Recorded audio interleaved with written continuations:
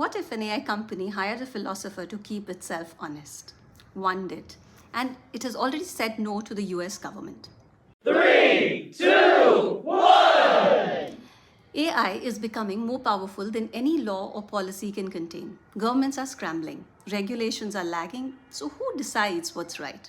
Turns out, one company decided to answer that internally. Anthropic built what they call the Constitutional AI Framework, a written set of principles that acts as a moral operating system. Claude, their AI agent, is trained to critique its own outputs, weigh potential harms, and choose safer paths. And they didn't just leave it to engineers. They hired Amanda Askell, a philosopher and AI researcher who helped write the moral soul of the model. Her team defines what harm means at scale. They challenge AI outputs on ethical grounds.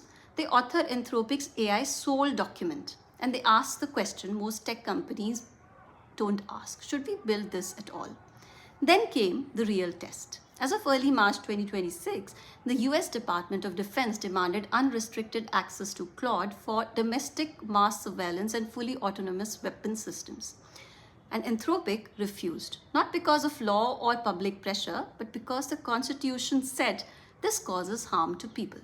Now think about what that means. The Pentagon has an $800 billion budget. Anthropic said no anyway. No whistleblower, no leak, no public outrage forcing their hand.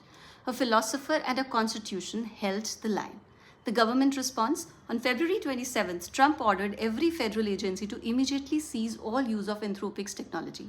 Defense Secretary Hegseth designated Anthropic a national security supply chain risk, a label reserved for foreign adversaries. Any contractor working with the military was barred from working with Anthropic. Now, they didn't just lose the contract, they were made an example of. Anthropic's response? They said no amount of intimidation would change their position, and they vowed to challenge the designation in court. Today is International Women's Day. Dr. Amanda Askell, a women philosopher, helped write the rules that just cost Anthropic the US government. Diversity of thought isn't a bonus. Sometimes it's the most expensive, most courageous thing in the room. But here's the uncomfortable question that remains. A constitution is only as strong as the people writing it. If that moral lens is skewed, the system inherits the flaw. Anthropic's constitution just survived the biggest test: state power with an $800 billion budget. The real question now is not whether the constitution works.